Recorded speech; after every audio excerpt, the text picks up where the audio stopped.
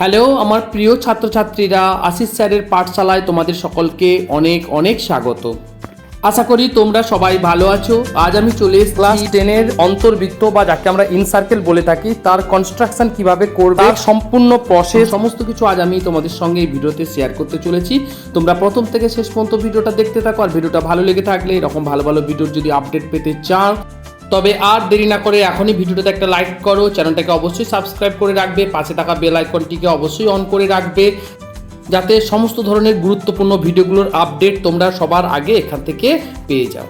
তো দেখো, এবার তোমাদেরকে আমি দেখাবো যে কি করে অন্তর্বৃত্ত অঙ্কন করতে হয়। তো অন্তর্বৃত্ত অঙ্কন করতে গেলে তোমাদের দেখো যে এক্সারসাইজ রয়েছে, তো এক্সারসাইজে আমি কিছু কোশ্চেন রয়েছে, তার মধ্যে যে কোনো একটা তোমাদেরকে আমি সলভ করে দেখাচ্ছি।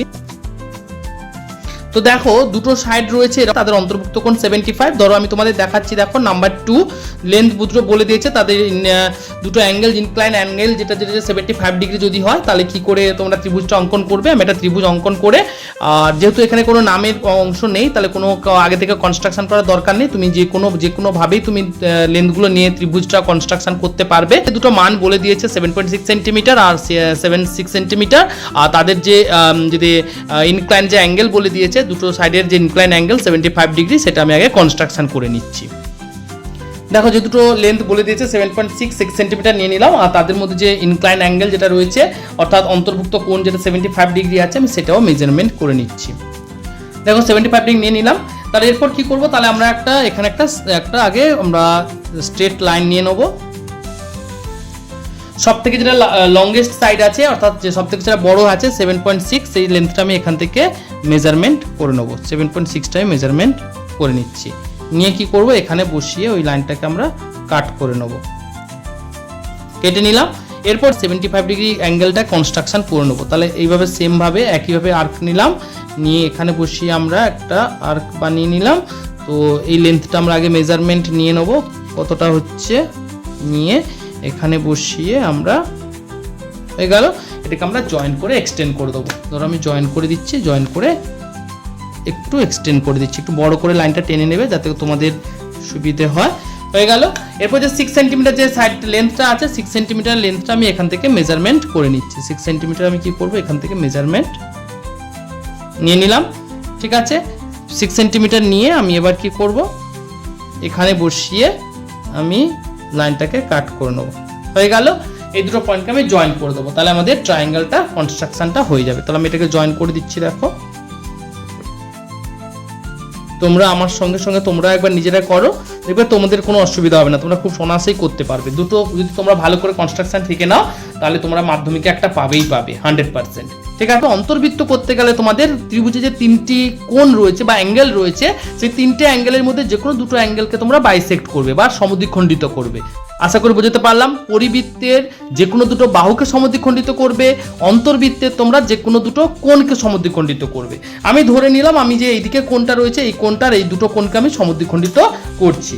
তাহলে দেখো সমদ্বিখণ্ডিত করলে কিভাবে করতে হয়, যে কোনো একটা আর্ক নিয়ে এইভাবে মুভমেন্ট করানোর পর এখানে বসিয়ে এখানে কাট করলাম, এখানে বসিয়ে ওই অ্যাঙ্গেলটাকে আমি কাট করে নেবো, কাট করে এটাকে জয়েন করে দেবো।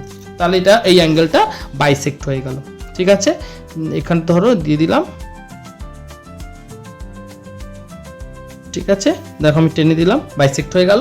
ঠিক সেম আর্কটা যদি ধরতে চাও ওইভাবে করতে পারো বা কম বেশি করে নেবে। কম বেশি করে নিলে আমি আবার এখান থেকে মুভমেন্ট দিচ্ছি, আমি একটু শর্ট করে নিলাম যাতে পরিষ্কার দেখতে সুবিধে হয়। এখানে বসালাম। ঠিক আছে, আর এখানে বসিয়ে আমি কার্ভটাকে এখানে মুভমেন্ট করালাম, আর এখানে বসিয়ে মুভমেন্ট করা। ঠিক আছে, দেখতে পাচ্ছ কোথায় ইন্টারসেক্ট করেছে, এই পয়েন্টটাতে ইন্টারসেক্ট করেছে। আমি কি করব, এটাকে জয়েন করে বাড়িয়ে দেবো। ঠিক আছে, দেখো আমি জয়েন করে এখানে বাড়িয়ে দিচ্ছি। তাহলে এটাকে যদি আমি এক্সটেন্ড করে দিলাম, দেখো এই দুটো লাইন একটা জায়গায় ইন্টারসেক্ট করেছে এই পয়েন্টটাতে। যেখানে ইন্টারসেক্ট করেছে দুটো লাইন সেখানে কিন্তু আমাকে এই কাঁটা কম্পাসটাকে আমি বসিয়ে নেবো। ঠিক আছে, বসিয়ে নিয়ে একটু মাথা ঠান্ডা করে শুনে নাও। এই বসানোর পর আমি ঠিক এইভাবে কাঁটা কম্পাসটাকে ঘোরাবো, এমনভাবে ঘোরাবো ত্রিভুজের যে বেস রয়েছে বা ভূমি রয়েছে, ভূমির যে কোনো দুটো প্রান্তে যেন কাট করে এমনভাবে তোমাকে এই কার্ভটা নিতে হবে। একটু কম বেশি করে দেখে নেবে, নিলে তোমরা বুঝতে পারবে। দেখো আমার এখানে কাট করছে, এখানেও কাট করছে। ঠিক আছে, কাট করেছে, দুটো জায়গায় দেখতে পাচ্ছ এখানেও কাট করাচ্ছি প্লাস এখানেও কাট করছি, দেখতে পাচ্ছ দুটো জায়গায় কাট করে দিচ্ছি। তাহলে আমি কি করব, এখানে বসিয়ে ছোট্ট করে কার্ভটা বানিয়ে দিলাম। দেখো নিচের বেসকে বা বাহুভূমিকে দুটো জায়গায় কাট করে গেছি। দেখো এই যে একটা জায়গায় কাট করেছে, এই একটা জায়গায় কাট করেছে। এমনভাবে নিতে হবে যেন নিচের ভূমিটা দুটোভাবে কাট করে, যদি না কাট হয় তাহলে কিন্তু তোমার হবে না, ঠিক আছে। এরপর কি করব, যে কার্ভটা আমাদের ধরা ছিল সেম থাকবে, কোনো চেঞ্জ করবে না, করে যেখানে কাট করলো এখানে বসিয়ে আমি এখানে একটা আমি কার্ভ বানালাম, এখানে বসিয়ে আমি এখানে একটা কার্ভ বানাবো। তো দুটো দেখো একটা জায়গায় ইন্টারসেক্ট করেছে। এবার এই পয়েন্টটা থেকে আর উপরে যে পয়েন্টটা থেকে যেখান থেকে আমরা আর্কটা বানিয়েছিলাম সেই আর্ক পর্যন্ত আমরা এখানে জয়েন্টটা করে নেব। জয়েন্টটা আমি করে নিলাম, ঠিক আছে। এরপর যেটা ফাইনাল একদম তোমাদের যেটা করতে হবে, এখানে বসিয়ে এই যে লেন্থটা আমরা পেলাম, এই যে লেন্থটা পেলাম, দেখেছো লেন্থটা পেলাম, এই লেন্থটাকে আমাদের একটু মেজারমেন্ট দেখে নিতে হবে, দিয়ে একবার ঘুরিয়ে দেখে নাও সবগুলো বাহুকে টাচ করছে কিনা।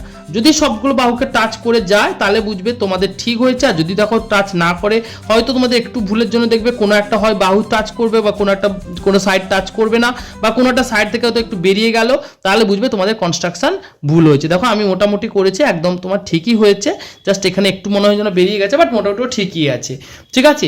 এটা হয়ে গেল তোমাদের অন্তর্বৃত্ত। এইভাবে যদি কনস্ট্রাকশন করো তাহলে তোমরা অন্তর্বৃত্তটাও কনস্ট্রাকশন পেরে যাবে। তাহলে আমি নাম দিয়ে দিচ্ছি, দেখো এ বি সি, এটাকে দিয়ে দিলাম ও, তাহলে এখানে ও কেন্দ্রীয় বৃত্ত হলো এবিসি ত্রিভুজের একটি অন্তর্বৃত্ত। তাহলে আমি এটা লাস্টে লিখে নেব, দেখো লিখে দিলাম ও কেন্দ্রীয় বৃত্ত হলো ত্রিভুজ এবিসি এর অন্তর্বৃত্ত, ঠিক আছে। আশা করি বোঝাতে পারলাম, কনস্ট্রাকশনটা সহজভাবেই তোমাদেরকে দেখিয়ে দিলাম।